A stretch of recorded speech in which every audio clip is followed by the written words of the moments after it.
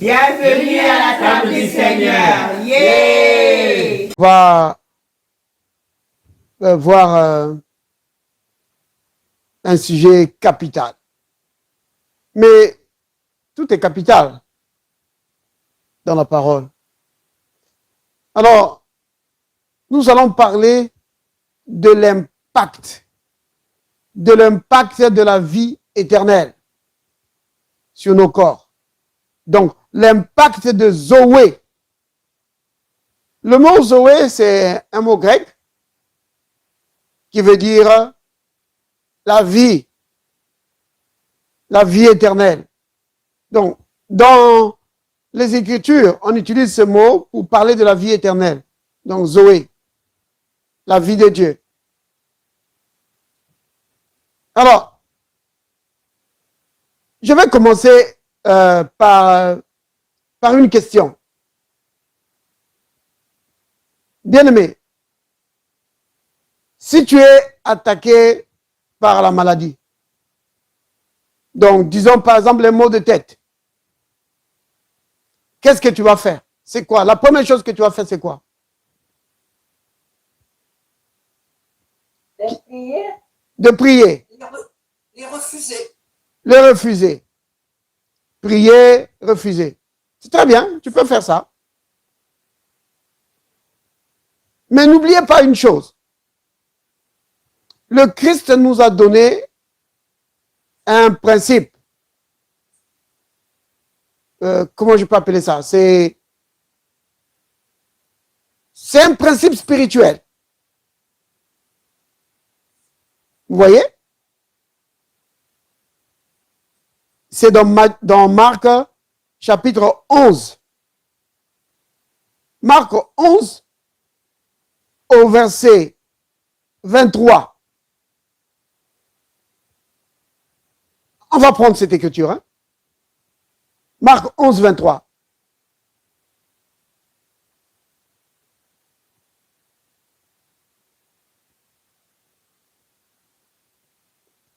Alors, le Christ dit ceci.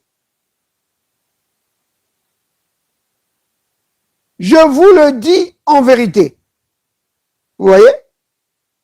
Ça, c'est une des écritures où le Christ dit en vérité. Parfois, il dit en vérité, en vérité. Mais, en fait, le en vérité, là, ça veut dire amen, amen. Donc, le Christ est en train de souligner ici, comment je peux dire ça? L'importance de ce qu'il dit, et surtout, il veut nous montrer que ce qu'il va dire, c'est quelque chose de vrai. Même si cela peut nous sembler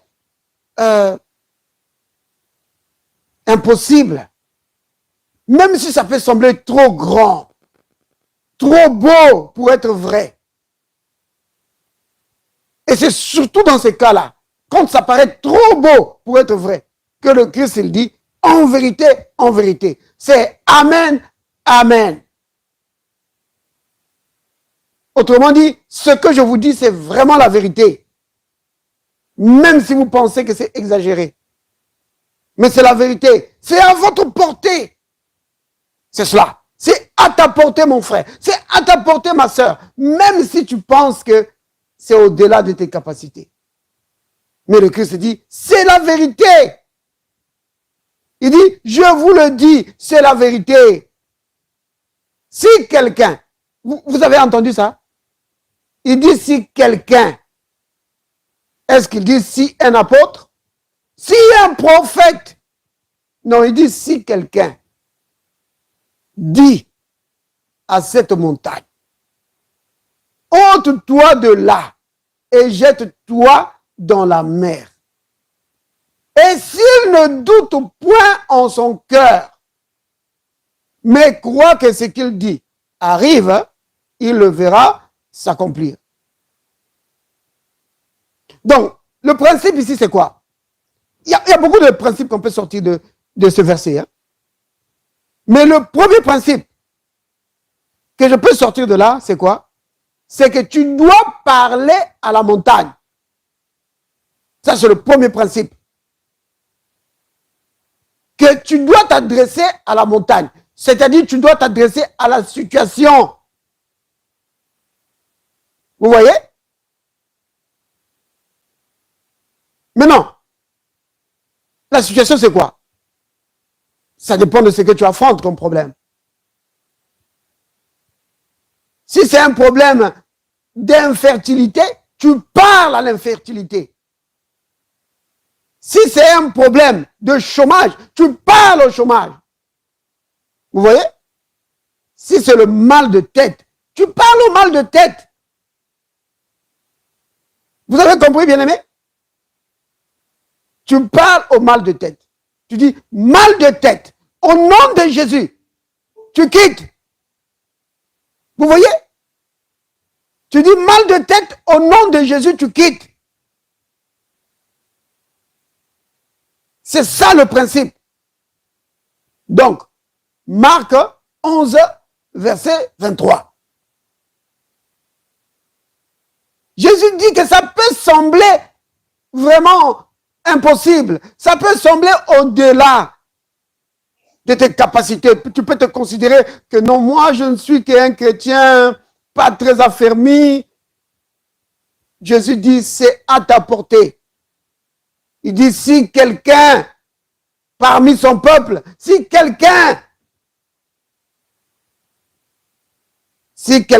dit à cette montagne, tu parles à la montagne, tu parles à la situation, dégage. Mal de tête, tu dégages. Maladie, tu dégages. Tu quittes. Dans le nom de Jésus, tu quittes. Qu'est-ce que le Christ dit? S'il ne doute pas dans son cœur, mais croit que ce qu'il dit, ça arrive, ça arrive, ça arrive. Si tu crois que ça arrive, tu vas le voir s'accomplir. Quand tu parles à la montagne, si dans les minutes ou dans les heures qui suivent, ça ne bouge pas, ne te décourage pas. Ne dis pas, oh, ça n'a pas marché. Le Christ dit, s'il croit dans son cœur que ce qu'il dit arrive, il va le voir s'accomplir. Il va le voir. Vous voyez? Ça, c'est le principe qu'on peut tirer de cette écriture. Donc, quand tu es attaqué, donc pour la sœur Angèle qui vient de nous rejoindre, sœur Angèle, je posais une question, j'ai demandé, quand tu es attaqué par une situation, par la maladie par exemple, par le maux de tête, qu'est-ce que tu fais? Bon, parfois, la sœur Sylvie a dit, tu refuses. La sœur Hélène a dit, tu pries, je crois. Mais la réalité, le principe, il faut utiliser ce principe ici. Marc 11, 23. Parle à la situation. Tu parles à la situation comme tu parles à une personne. Vous comprenez? Oui, c'est comme tu parles à une personne. Et c'est ce que le Christ faisait. Quand il était devant la tempête, il a parlé à la tempête. Vous voyez? C'est comme ça. Si c'est ta jambe qui fait mal, parle à ta jambe. Donc, tu parles aux douleurs. Il dit, douleur, tu quittes. Vous voyez? Tu parles à la douleur. Douleur, tu quittes au nom de Jésus. Tu pars. Vous comprenez? Ça s'appelle quoi? Ben, l'autorité du chrétien.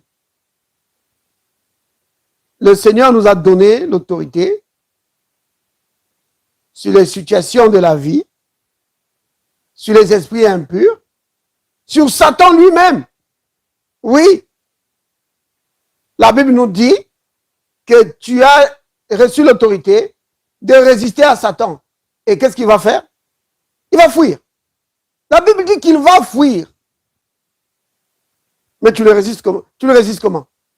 Avec une foi ferme. Ce que je dis, c'est dans la Bible. Hein?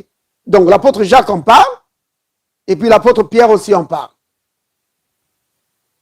Normalement, je dois parler de l'impact de Zoé, c'est-à-dire l'impact de la vie éternelle sur nos corps. Mais je voulais commencer par ça. Mais bon, on a quand même du temps. On va prendre,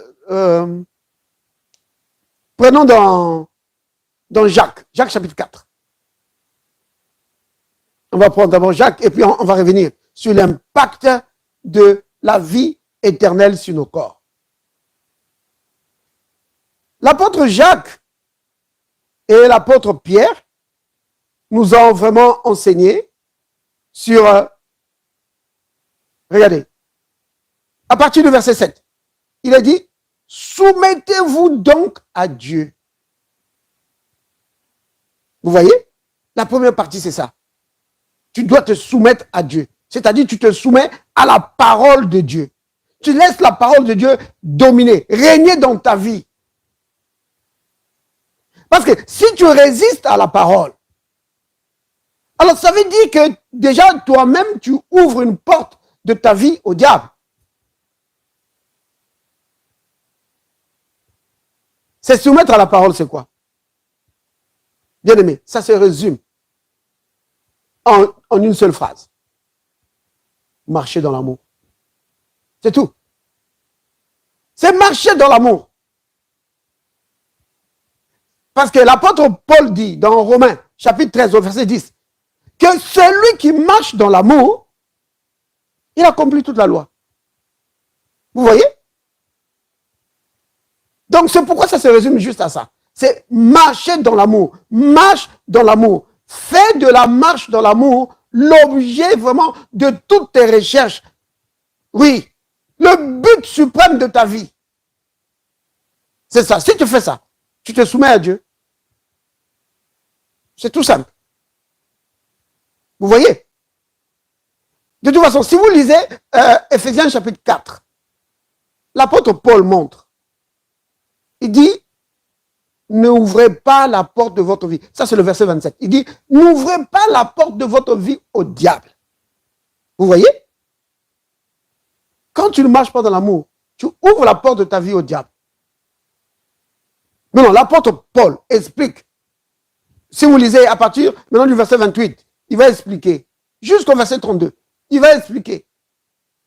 Celui qui vole, celui qui a tout le temps des paroles mauvaises, de l'amertume. Il dit, si tu fais ces choses-là, l'apôtre Paul dit que tu attristes même le Saint-Esprit. Vous voyez? C'est capital. Alors, je reviens dans Jacques 4, verset 7. Il dit, soumettez-vous donc à Dieu. Résistez au diable. Et qu'est-ce qu'il va faire? Il va t'attraper. Non. Il va te frapper de maladie. Non. Il va fuir loin de toi. Vous voyez? C'est la parole de Dieu. La parole dit, si tu résistes au diable, il va fuir loin de toi. Ça, c'est Jacques. Maintenant, l'apôtre Pierre. 1 Pierre, chapitre 5. L'apôtre Pierre, il dit, regardez, donc 1 Pierre 5, verset 8. Il dit, soyez sobres, veillez. Votre adversaire qui? Le diable. Bien aimé, vous voyez, hein, ici, on ne parle même pas des démons. Ici, on parle du diable, c'est-à-dire de leur chef. On ne parle même pas des sorciers, des féticheurs. Ça, c'est des petits joueurs. On parle ici de leur chef. Il dit, votre adversaire, le diable, il rôde comme un lion rugissant. Qu'est-ce qu'il fait? Il cherche qui il va dévorer. Vous voyez? Il est en train de chercher. Mais pourquoi a-t-il besoin de chercher? Mais parce qu'il y a des gens qui ne peuvent pas dévorer. Quand il arrive, il trouve la porte fermée. Quand il arrive, il trouve une résistance. Quand il arrive, il trouve un feu nourri qui l'accueille. Il dit, hey, pas ici. Il part. Vous voyez? C'est pourquoi il doit chercher. Il ne dévore pas tout le monde, non. Parce qu'il y a des gens qui lui résistent avec une foi ferme. Il dit, il rôde, il cherche qui il va dévorer. Mais non, verset 9. Résistez-lui. Comment ça? Avec une foi ferme. Maintenant, dès que tu dis la foi, ça t'amène dans le domaine de la parole. Vous voyez? Parce qu'on est fait pour battre Satan, pour le mettre en fuite. Tu dois le garder sur le domaine de la parole. N'entre pas avec lui sur le terrain des raisonnements. Il va te battre là-bas. Il est champion pour ça. Garde-le sur le domaine de la parole. Résistez-lui avec une foi ferme, sachant que les mêmes souffrances sont imposées à vos frères dans le monde. Vous voyez, bien-aimés? C'est cela. C'est ce qui te donne la victoire. Maintenant, je voulais vraiment insister sur ce point-là. Que quand ça t'attaque, tu dois savoir. Mais évidemment, selon les cas, ça peut être différent. Mais un principe demeure. Que tu dois t'adresser à la montagne. Tu dois parler aux problèmes que tu affrontes. Maintenant, en tant qu'enfant de Dieu, Dieu nous a équipés. Dieu nous a donné sa propre vie. La vie éternelle. Vous voyez? Dieu nous a donné la vie éternelle. Maintenant, quelqu'un va dire, ah, est-ce que moi j'ai ça? Oui. Si tu crois en Jésus-Christ, tu l'as. Regardez dans 1 Jean. 1 Jean chapitre 5. 1 Jean chapitre 5. Ça, c'est l'apôtre Jean qui parle, il dit, Dieu nous a donné la vie éternelle. Alléluia. Et cette vie se trouve dans son Fils. Celui qui a le Fils a la vie. On va prendre ça, c'est le verset 11. Hein? 1 Jean 5, 11. Regardez ça. Et voici ce témoignage. C'est que Dieu nous a donné la vie éternelle. Et que cette vie est dans son Fils. Vous voyez, bien aimé? Maintenant, ce passage ici, hein, quand on dit cette vie est dans son Fils, en réalité, ça veut dire cette vie, c'est son Fils. Oui, la vie éternelle, c'est le Fils de Dieu. C'est-à-dire que Jésus-Christ lui-même est la vie éternelle. Oh, c'est vrai ça? Ben oui! Regardez, seulement, si vous continuez plus bas, vous allez voir. Continuons de lire. Verset 12. Celui qui a le Fils a la vie. Celui qui n'a pas le Fils de Dieu n'a pas la vie. Jésus-Christ est incontournable. Alléluia. Certaines personnes disent, mais est-ce qu'on ne peut pas être sauvé autrement que par Jésus? Non. Si tu veux le salut c'est par Jésus. La vie éternelle, c'est par Jésus. Il n'y a pas d'autre moyen. Oh, mais je connais quand même des gens bons. Il est musulman, mais il est très bon. Il est vraiment. La vie s'obtient par le Christ. Celui qui a le Fils a la vie. Celui qui n'a pas le Fils de Dieu n'a pas la vie. Il n'a pas la vie éternelle. Vous comprenez, bien aimé? C'est capital. Verset 13. Je vous ai écrit ces choses afin que vous sachiez que vous l'avez. Vous l'avez. Ne sois plus dans le doute, bien-aimé. Je vous ai écrit ces choses afin que vous sachiez que vous avez la vie éternelle. Vous qui croyez au nom du Fils de Dieu. Alléluia.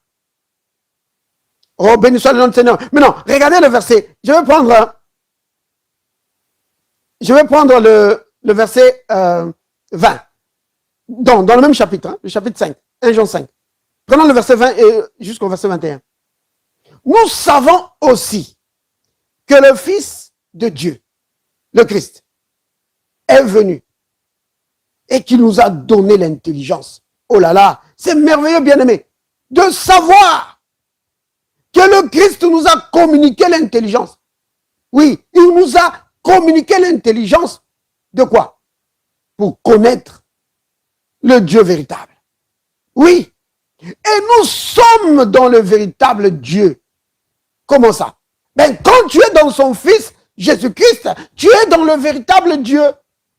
Vous comprenez? Verset 21.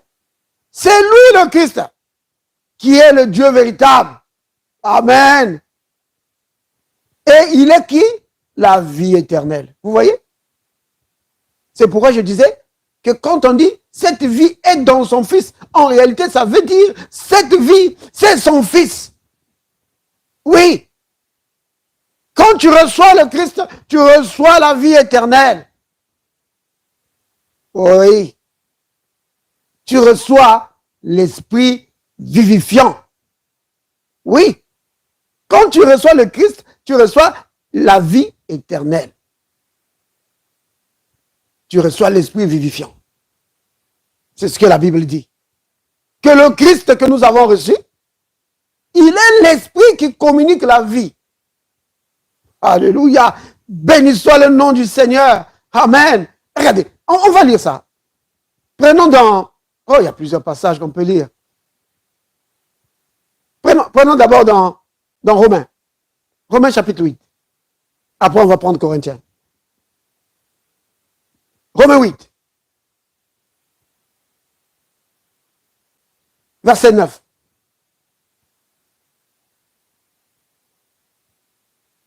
Pour vous, vous ne vivez pas selon la chair, mais selon l'esprit. Si du moins l'esprit de Dieu habite en vous. Vous entendez? On appelle ça l'esprit de Dieu. Il dit si du moins l'esprit de Dieu habite en vous. Vous voyez? Maintenant, regardez la suite. Si quelqu'un n'a pas l'esprit de Christ, oh, je croyais que c'est l'esprit de Dieu. Oui. L'esprit de Dieu, l'esprit de Christ, l'esprit du Fils de Dieu, c'est toujours le même. Le Saint-Esprit, c'est toujours lui. Vous comprenez ça? Alléluia. Béni soit le nom du Seigneur. Donc, quand nous parlons de recevoir la vie éternelle, ça veut dire que tu reçois le Christ. Ça veut dire que tu reçois l'esprit du Fils de Dieu. Ça veut dire que tu reçois l'esprit de Christ. Ça veut dire que tu reçois le Saint-Esprit. Ça veut dire que tu es né de nouveau. C'est toujours la même chose. Ça veut dire que tu es sauvé. C'est toujours ça. Ouais, bien sûr, il y a des petits malins qui viennent tout embrouiller. Mais ne soyez pas dans le doute, bien-aimé, ou dans la confusion. Les Écritures sont assez claires. Vous voyez, bien-aimé? Si quelqu'un n'a pas l'esprit de Christ, c'est-à-dire si quelqu'un n'a pas le Saint-Esprit, il ne lui appartient pas. Ça veut dire quoi? Ça veut dire que ce qui fait de toi un chrétien, c'est parce que tu reçois l'esprit de Christ en toi. Vous comprenez? Parce que moi, dans certains endroits, je dis, frère, est-ce que tu as le Saint-Esprit? Oh, frère, je ne sais pas, je ne sais pas. Ah oui? Est-ce que tu es sauvé? Oui, je suis sauvé. Ah oui, je suis sauvé, frère. Là, il n'y a pas de doute. Mais le Saint-Esprit, je ne sais pas. Parce qu'on l'a enseigné que tu peux être sauvé sans avoir le Saint-Esprit. Tu peux être fils de Dieu sans avoir le Saint-Esprit. Mais non, frère, ce n'est pas possible. Ce qui fait de toi un fils de Dieu, c'est parce que tu as reçu la vie de ton Père. Et c'est l'Esprit de Dieu qui te communique la vie de ton Père. Vous avez vu ici, Romains 8, 9, que si tu n'as pas l'Esprit de Dieu, tu n'appartiens pas à Christ. Vous comprenez? C'est simple. Maintenant, on va prendre dans 1 Corinthiens, chapitre 15, au verset 45. Regardez ça. 1 Corinthiens. Chapitre 15. Là, vous allez voir. Ok, ça va. Tu peux lire.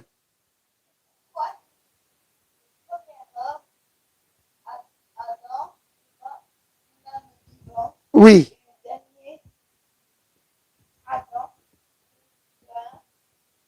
Est devenu, oui. Voilà. Vous avez vu ça? Le premier Adam, c'était une âme vivante. Mais le dernier Adam, c'est qui ça? Le Christ. Il est devenu un esprit vivifiant. Un esprit qui communique la vie. Vous voyez? Donc le Christ nous a communiqué la vie. Maintenant, cette vie qui nous a communiqué, bien aimé, c'est une vie qui impacte notre corps. La vie éternelle, la vie du Christ en nous, impacte vraiment notre corps. Mais ce n'est pas automatique. C'est quelque chose qui doit être activé.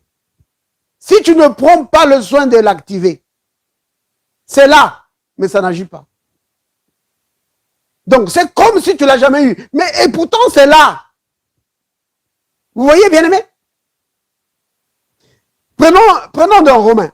Romains chapitre 8, verset 11. Je peux lire? Oui, tu peux lire. Et si l'esprit de celui qui a ressuscité Jésus d'entre les morts habite en vous, celui qui a ressuscité Christ d'entre les morts prendra aussi la vie en vous mortelle par son esprit. Amen. Vous avez entendu ça, bien-aimé? Si l'esprit de celui qui a ressuscité Jésus d'entre les morts habite en vous. Maintenant, sur ce point-là, bien-aimé, vous n'avez plus de doute là-dessus, n'est-ce pas? Parce qu'on vient de le lire. Donc, c'est ce que j'ai essayé de démontrer dans les Écritures qu'on a lues. Que quand tu crois en Jésus-Christ, tu reçois la vie éternelle, tu reçois l'Esprit de Dieu. L'Esprit de Dieu habite en toi. Il ne faut pas avoir de doute là-dessus. Tu vois? Disons tous ensemble. Merci Père. Merci, Père. Parce que l'Esprit de Christ habite en moi. Parce que l'Esprit de Christ habite en moi. Au nom de Jésus. Au nom de Jésus. Amen. Amen. Oui, tu dois répéter ça souvent pour que tu en sois conscient. Vous voyez? Maintenant, puisque cet esprit-là habite en toi, voici maintenant. Écoute maintenant ce qu'on te dit. On dit ceci, que si l'esprit de celui qui a ressuscité Jésus d'entre les morts habite en toi, il n'est pas venu pour chômer. Qu'est-ce qu'il va faire? Eh bien, celui qui a ressuscité Christ d'entre les morts.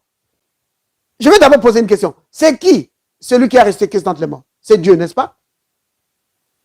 On est en train de dire ceci, que si l'esprit de Dieu habite en toi, Dieu va donner la bonne santé à ton corps.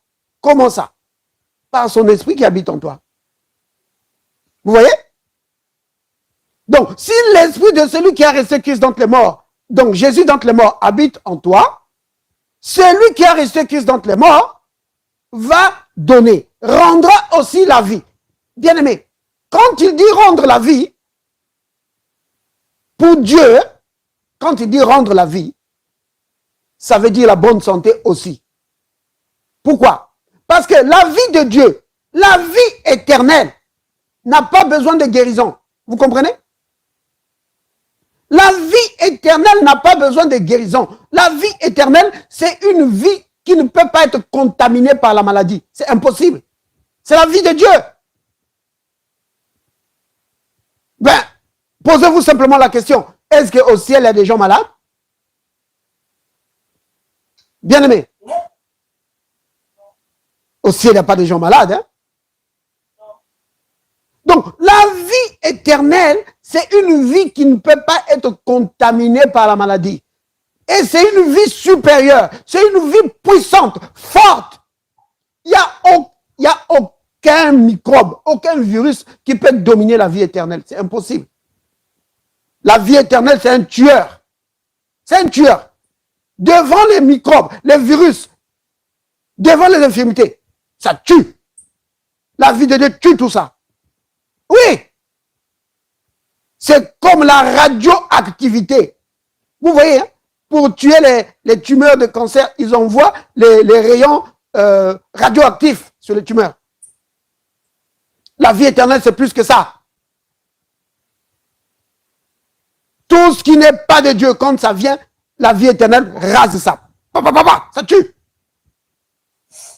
Et cette vie éternelle-là est en toi. Mais non, la Bible nous dit que la raison pour laquelle Dieu t'a donné cette vie-là éternelle, c'est pour que ça puisse impacter ton corps. Vous voyez? Il dit que si son esprit, l'esprit de Dieu, habite en toi, Dieu va donner la bonne santé à ton corps. Donc, rendre la vie, c'est ça. Dans d'autres passages, notamment en anglais, on dit vivifier. Dieu va vivifier ton corps. Mais quel corps? Le corps mortel. Mais non, curieusement bien aimé, corps mortel, ça veut dire corps vivant. Vous comprenez? Parce que quand quelqu'un est mort, il n'est plus mortel, n'est-ce pas? Il est déjà mort. Les mortels, c'est eux qui vivent, c'est ceux qui vivent encore sur la terre. Vous voyez? Parce que ce passage, certaines personnes disent, oh, mais ici on parle de la résurrection des morts, frère. Mais non, on ne parle pas de la résurrection des morts. Si c'était la résurrection des morts, on allait parler des corps morts. Mais ici, on parle de corps mortels. C'est-à-dire ton corps là dans lequel tu vis là. Le Saint-Esprit va impacter ton corps là. Il va donner la vie. Et là où il y a la vie de Dieu, il y a la santé, la bonne santé. Vous comprenez? C'est ça. C'est ça l'impact de Zoé, l'impact de la vie éternelle dans notre corps. Mais ce n'est pas automatique. Comme je l'ai dit, il faut que tu apprennes à activer ça. Vous voyez, bien aimé? Et c'est souvent là le problème. Comment activer ça? Vous savez, quand tu prends par exemple, si tu prends une bouteille de jus d'orange par exemple, vous savez que dans beaucoup de, surtout les berlingots là, qu'on achète dans les supermarchés, sur nombreux, c'est marqué, secouer avant de boire. Pourquoi on te dit ça? C'est parce que tout se dépose au fond. Et tout ce que tu as au-dessus, c'est un mélange, souvent c'est de l'eau. C'est de l'eau colorée. Mais la vraie substance est au fond. Alors si tu veux boire vraiment du jus d'orange, tu dois secouer. Tu secoues, tu dois activer ça. Tu dois secouer, tu secoues. Après, tu as vraiment du jus que tu peux boire. C'est cela la vie éternelle. C'est là au-dedans de toi. C'est là-bas, dans ton esprit. Mais il faut que tu actives ça. Il faut que tu secoues ça. Oui, prends du temps dans la méditation de la parole, dans la prière, dans la confession de la parole. Que Père, merci pour la vie éternelle qui est en moi. Le Saint-Esprit habite en moi. Le Saint-Esprit impacte tout mon corps. Le Saint-Esprit détruit tout germe de maladie dans mon corps. Le Saint-Esprit détruit toute anomalie dans mon corps. Le Saint-Esprit régénère chaque cellule, chaque organe, chaque muscle, chaque articulation. C'est comme ça que tu actives ça. Vous voyez, bien-aimé? C'est cela. C'est comme ça que tu actives ça. Tu prends du temps pour faire ça. Vous voyez? L'impact de la vie éternelle. Tu dois faire ça. Donc, la vie éternelle qui est en nous est censée vraiment impacter nos corps. c'est censé impacter nos corps.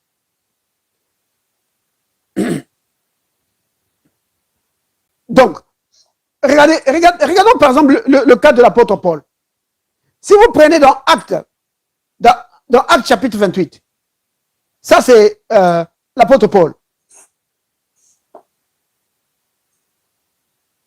Regardez, Acte 28. L'apôtre Paul, on va commencer à partir du verset... on peut commencer à partir du verset 3. C'est quel livre des Actes? Je n'ai pas bien entendu. Acte chapitre 28.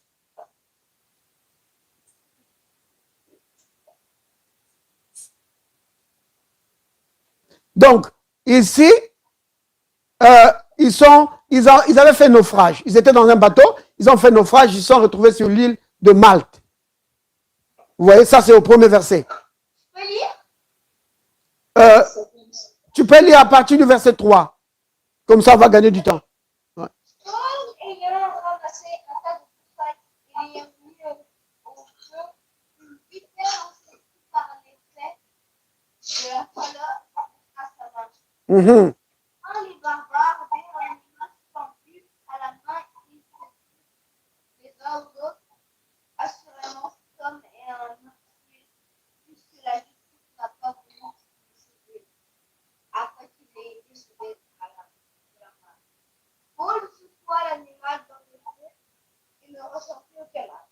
Si là s'attendait à le voir entouré, tombé mort, mais après avoir un peu attendu, voyant qu'il ne pouvait arriver aucun peuple, ils changèrent d'avis et dirent que c'était un Dieu. Amen. Tu peux juste t'arrêter là.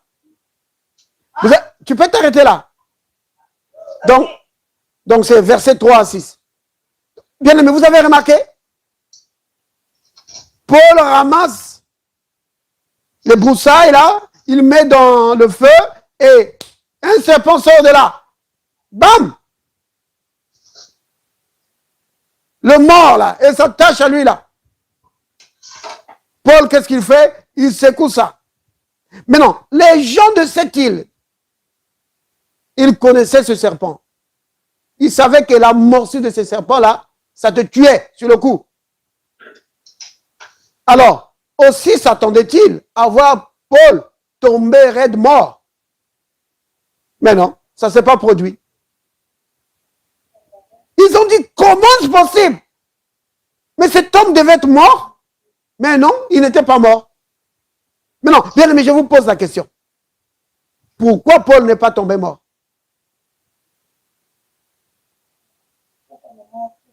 Pourquoi? Parce qu'il était apôtre, c'est ça? Parce que c'était l'apôtre Paul? La vie de Dieu en lui a tué le venin. Amen. Vous avez entendu, bien-aimé? Parce que la vie de Dieu qui était en lui a tué le venin que le serpent avait injecté dans son corps. Vous comprenez? Oui. C'est ça l'impact de la vie éternelle. La vie éternelle a tué le venin qui a été injecté dans son corps. Le poison qui a été injecté dans son corps a été anéanti. Vous comprenez, bien-aimé? C'est ça l'impact de Zoé, l'impact de la vie éternelle dans nos vies. Et tu dois savoir comment activer ça.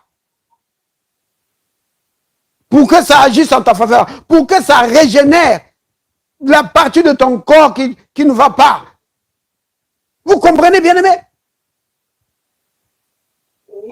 Oh oui! C'est pourquoi... Regardez, prenons par exemple Marc 16. Vous connaissez ce passage, n'est-ce pas? Où le Christ parle à ses disciples. Marc 16, où il dit, voici les miracles. Oui.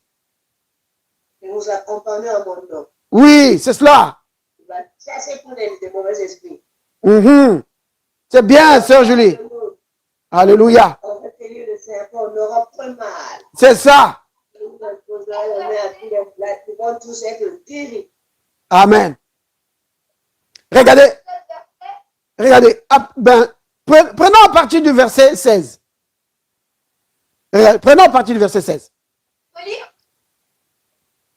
Tu peux lire, Loïs. Celui qui croira et qui sera baptisé sera sauvé. Mais celui qui ne croira pas sera condamné.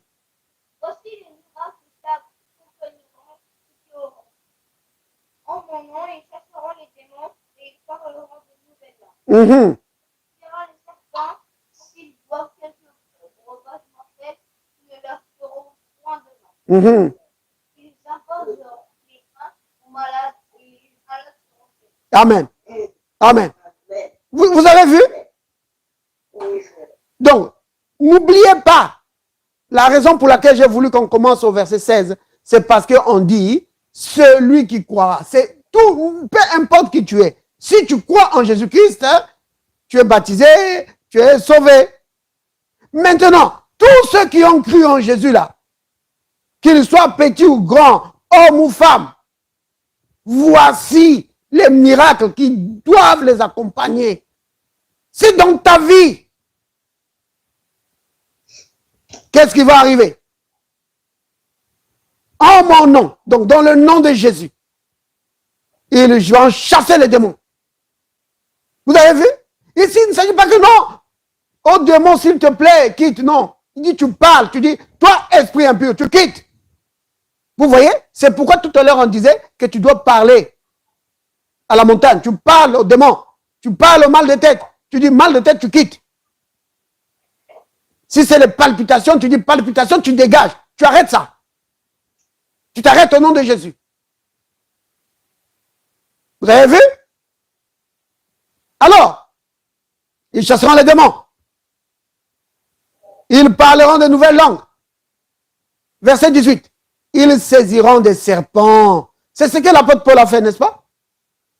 S'ils boivent quelques breuvages mortels. Donc, breuvage mortel ici, c'est quoi? C'est du poison. Mais ce n'est pas quelque chose que toi, tu vas dire, je vais prendre ça. Non. Mais s'il arrive que quelqu'un a fait quelque chose comme ça, toi, tu ne savais pas, et que ça entre dans ton corps, la Bible dit que la vie éternelle qui est en toi va détruire ça. Ça va anéantir ça. Vous voyez? Oh, bien-aimé, c'est vraiment important pour les enfants de Dieu de comprendre ça. L'impact de la vie éternelle sur nos corps. Donc, peu importe la maladie, les démons qui peuvent t'attaquer, qui peuvent attaquer ton corps, souviens-toi d'une chose, que la vie éternelle qui est en toi, c'est une vie qui n'a pas besoin de guérison. C'est une vie qui est au-dessus de toute maladie. C'est la vie supérieure. C'est une vie qu'on ne peut pas contaminer. Non. Toute maladie qui essaie de contaminer la vie éternelle va détruire cette maladie. Tout virus, tout microbe, peu importe son nom, la vie éternelle va détruire ça. Parce que c'est la vie du Fils de Dieu. Oui, c'est la vie de Jésus. Regardez, prenons Jean. Jean chapitre 6.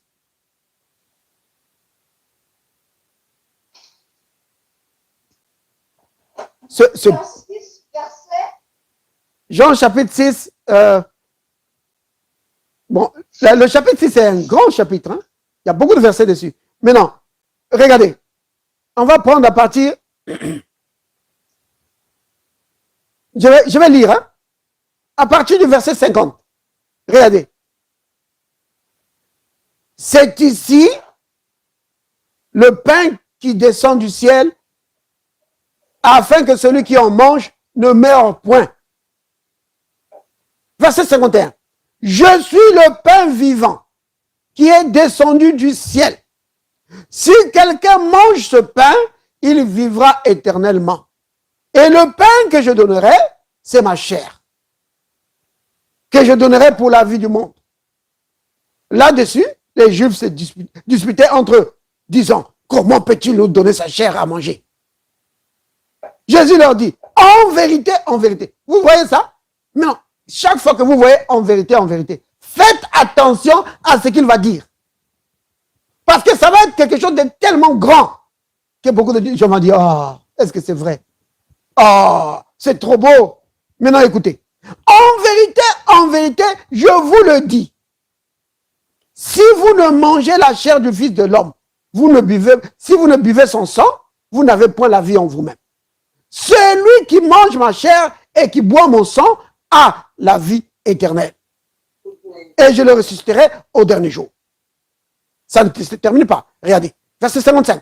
Car ma chair est vraiment une nourriture et mon sang est vraiment un breuvage. Verset 56. Celui qui mange ma chair et qui boit mon sang demeure en moi et je demeure en lui. Verset 57. Comme le Père qui est vivant m'a envoyé et que je vis par le Père, celui qui me mange vivra par moi. Alléluia. Vous comprenez ce que ça veut dire?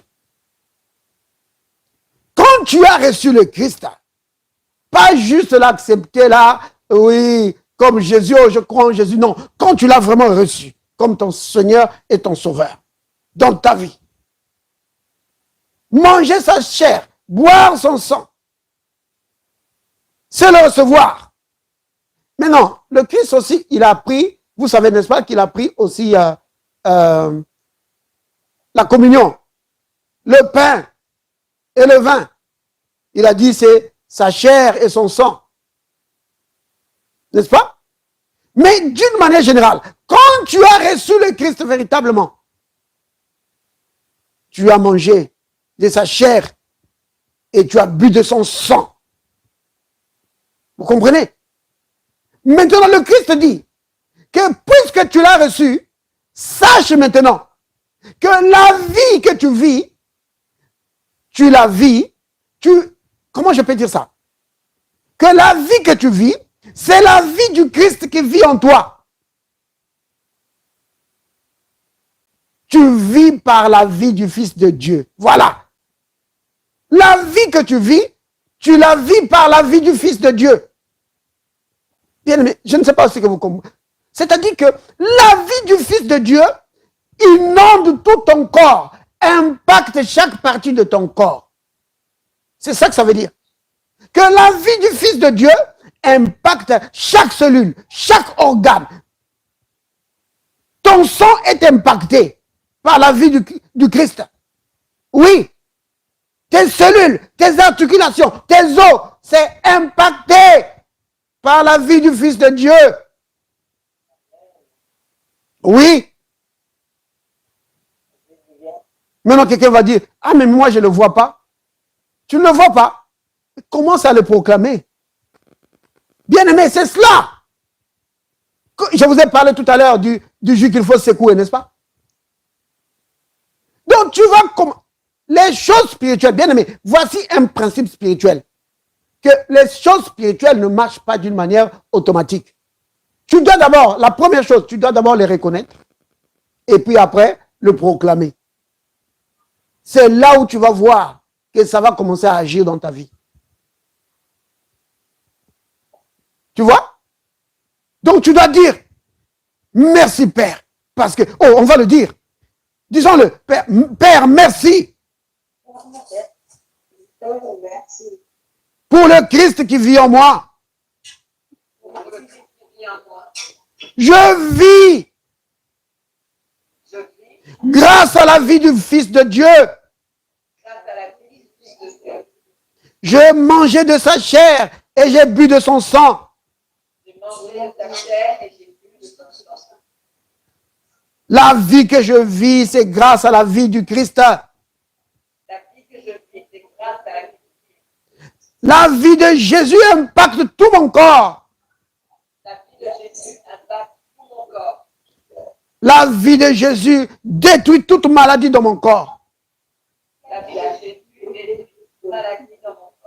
La vie du Christ touche chaque cellule et chaque organe de mon corps.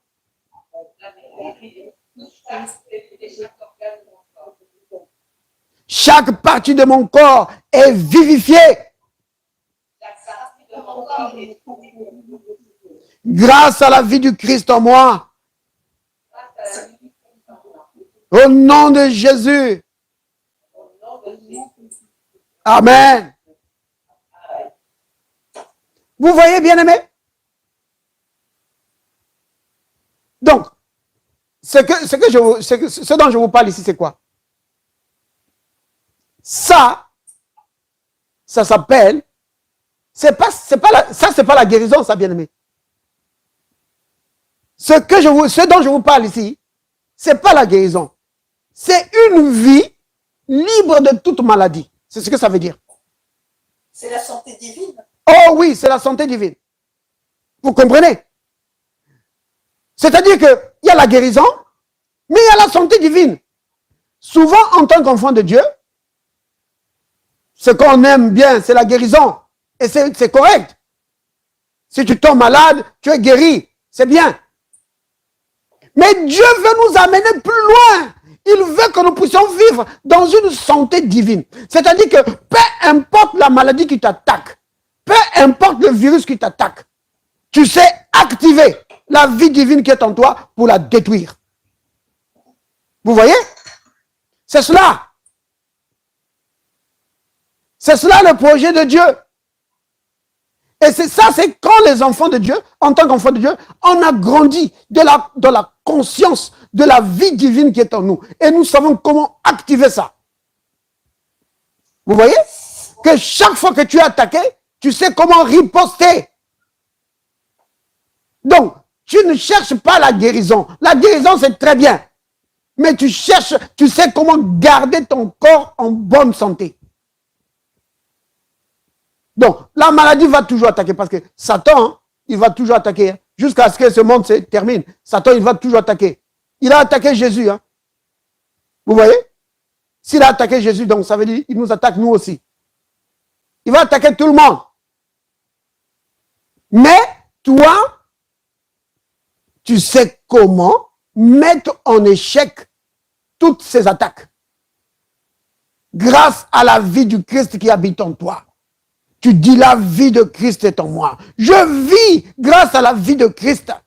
Vous entendez ça? Le Christ dit que celui qui le reçoit, lui, quand tu reçois la vie éternelle, le Christ dit que tu vis maintenant grâce à sa vie qui est en toi. Vous comprenez bien, aimé? Tu vis maintenant grâce à sa vie qui est en toi. Autrement dit, c'est la vie de Christ qui est en toi qui te fait vivre. La vie de Christ qui est en toi impacte tout ton corps. Donnons la bonne santé. Mais bien aimé, ça c'est Romains 8, 11 qu'on a lu, non? C'est la même chose. Que si l'esprit de celui qui a ressuscité Christ d'entre les morts habite en toi, celui qui a ressuscité Christ d'entre les morts rendra aussi la vie à ton corps mortel. Par son esprit qui habite en toi. Oh, bien-aimé, le Saint-Esprit, c'est vraiment un vaccin. Oui, un vaccin contre toute maladie, contre toute infirmité. Vous voyez? C'est cela. C'est à cela que Dieu nous a appelés. C'est cela, une des raisons pour laquelle le Seigneur a mis dans nos corps. Il a mis en nous son esprit. Vous voulez une autre preuve? Prenez Jean chapitre 10, verset 10. Ça, c'est le Christ qui parle. Dans Jean 10 au verset 10. Écoutez ce que le Christ dit.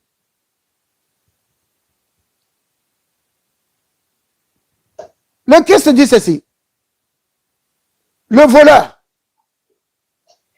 ne vient que pour voler. Il ne vient que pour dérober, donc voler, pour égorger, donc tuer, et pour détruire.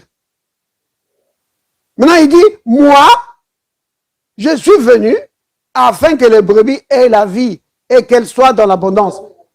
Maintenant, la vie ici, bien aimé, c'est la vie éternelle, c'est Zoé. Donc, il est en train de dire que moi, je suis venu afin que mes brebis aient Zoé, afin que mes brebis aient la vie de Dieu et qu'elles aient cette vie de Dieu en abondance. Est-ce que vous avez compris le sens de ce passage? Le Christ est en train de dire ceci, que quand le voleur, il vient pour détruire, moi, je vous donne quelque chose pour contrer toutes ces attaques. Lui, il vient pour voler chez toi, mais moi, je te donne la vie éternelle pour le mettre en échec. Lui, il vient pour tuer chez toi, mais moi, je t'ai donné la vie éternelle pour le mettre en échec. Vous voyez? Donc, quand le voleur vient, c'est la vie éternelle qui est en toi. Zoé, que le Christ t'a donné. C'est par ça que tu vas le mettre en échec. Vous voyez bien, aimé? C'est cela. La vie éternelle est destinée à impacter nos corps. Et c'est ce que l'apôtre Paul dit dans 2 Corinthiens chapitre 4. Regardez ça. On va prendre ça et puis après, on va s'arrêter. 2 Corinthiens 4, versets 10 à 11.